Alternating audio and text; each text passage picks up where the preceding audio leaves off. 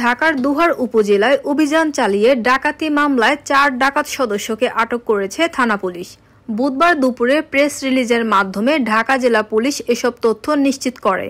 আটককৃতরা হলো দক্ষিণ শিমুলিয়া গ্রামের সাইদুল মোড়লের ছেলে সাগর মোড়ল, একই গ্রামের কুদ্দুস খানের ছেলে সোহেল খান, মৃত সলিমউদ্দিনের ছেলে শেখ কাজল ও মৃত জব্বারের ছেলে মোহাম্মদ আবুল খায়ের।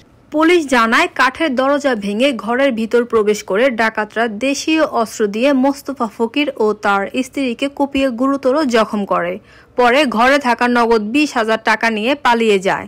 পুলিশ প্রেস রিলিজে আরও জানায়, ঘটনার সময় ভিকটিম মোস্তফা ফকির আসামি সাগর মোড়লের মুখের মাস্ক ধরে টান দিলে মাস্কটি খুলে যায় এবং সাগর মোড়লকে চিনতে পারেন। পরে মামলা হলে অভিযান চালিয়ে তাদের গ্রেফতার করা হয়। রাত 2টা বাজে মানে আবার মোবাইলটা নিয়ে গেছে। মানে ঘরের থেকে টাকু কাটা পড়ায় আসলো, পড়ায় আগে পড়ছে জায়গায় গেছি।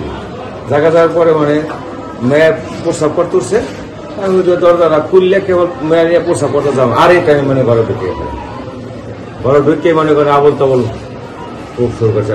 যখন খুব শুরু করছে আমাকে খানকে বললাম তোরা কারণে ওই মুখোশ পড়া আসলো, মুখোশ আমি থাওয়াটা নিয়ে নিয়েছি, নিচে করে চিন্তা আলাইছে।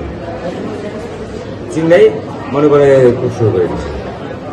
গত মঙ্গলবার রাত্রে 12টা 40 মিনিট আমার ঘরে টাকা পড়লো।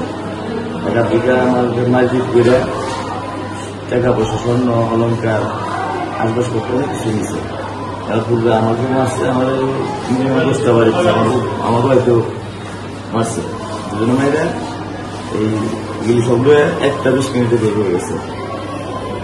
সাউন্ড বের হয়ে গেছে, কিন্তু এই যে এই ডাকাত দল এরাই ছিল।